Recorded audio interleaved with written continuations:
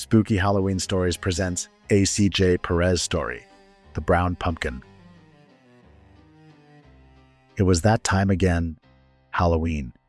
The air tasted of anticipation, sharp and sweet, as decorations sprouted on porches like strange, glittering fungi. For every pumpkin in the patch, it was the season of glory, their orange skins gleaming under the waning sun. But not for me. I was brown, a shade mistaken for decay, a color no one desired. While the others were chosen, lifted, and cherished, I remained behind, unseen. Yet, beneath my dull surface, I wondered if perhaps my worth, though hidden, might still shine someday. My name is JJ, and I'm a brown pumpkin. If you were bright and orange, your place in the world was certain, carved, admired, lit from within. But if you were brown like me, you were invisible, a blemish among brilliance. My fate was sealed before the night's first candle flickered. When Halloween's laughter faded and the glow of porch lights dimmed, I would be mistaken for rot, tossed into a cold, steel grave among the truly spoiled. No one would know that beneath my umber skin, I was still whole, still filled with sweetness untasted. Perhaps in another world, I'd be sliced, spiced, and savored at golden tables. But here, I would be forgotten, my story crushed with the echoes of discarded dreams. I wouldn't have minded if they'd realized I wasn't rotten and saved me to be pumpkin pie filling for Thanksgiving. But no, I couldn't even get that. Humans never truly looked, not beyond the surface. To them, a pumpkin's worth was measured by the shade of its skin. Orange meant life, celebration, perfection. Anything else was dismissed as ruin. They couldn't understand that some of us wore the color of the earth itself, the quiet brown of autumn soil, ripened differently, but no less real. We were rare, misunderstood, and undesired.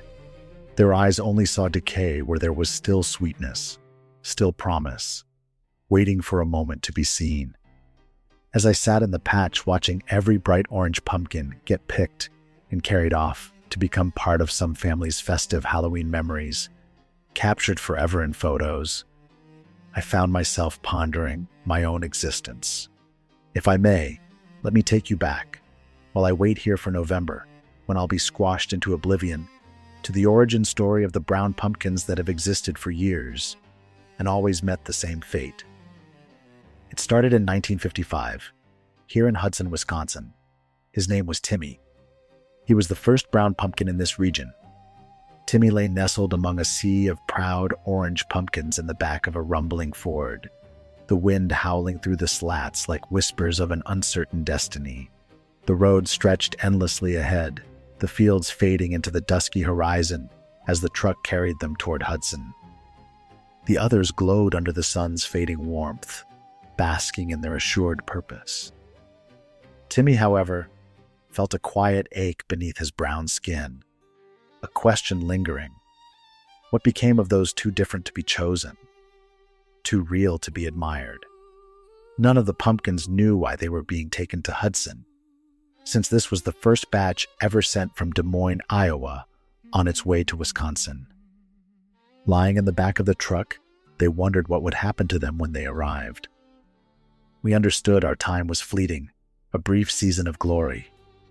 Whispers circulated among us about the weeks before Halloween, when we'd be placed on proud porches, our humble exteriors transformed. It was rumored that during this time, our true personalities, our inner sweetness, could finally shine through, visible for all to see. These were said to be the happiest days of our short lives, a fleeting chance to be truly admired before the inevitable end. We accepted our fate, finding solace in purpose. For a brief, glorious season, we were integral to the grand spectacle of Halloween, our humble forms contributing to the magic. The whisper suggested that some of us, those with truly unique spirits, might even leave behind enduring legacies, the echoes of our carved grins resonating through generations, a comforting thought in our fleeting existence. Timmy saw it first, the poster in the City Hall window, its bright colors blinding beneath the autumn sun. A flawless orange pumpkin grinned back at him, its carved features illuminated by a small flickering light. Above it, bold letters declared, "First prize." In that moment, something within him shifted. He understood what they were all meant for, not just harvest or decoration, but transformation.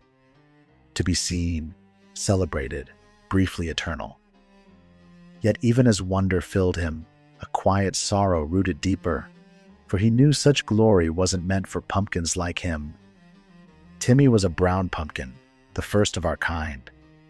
So even though he discovered the purpose of us pumpkins, he would not be lucky enough to enjoy the benefits of being the official decoration of Halloween. Timmy arrived at the town pumpkin patch, where two men were carelessly tossing pumpkins around before setting up a cash register and waiting for the first customers to arrive. The men stood back and surveyed the patch, hands on hips, brows furrowed beneath the low autumn sun. Something was missing. The rows of pumpkins glowed orange and proud, yet the scene felt hollow, lifeless, a marketplace without magic. One of them snapped his fingers, the sound sharp as frost. "Displays," he murmured.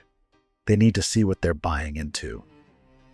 And so began it all, the reheating of imagination, the heart of hope trickling into the hollow shells of Timmy and his kin. Soon, the hope would be replaced by the horror of Halloween.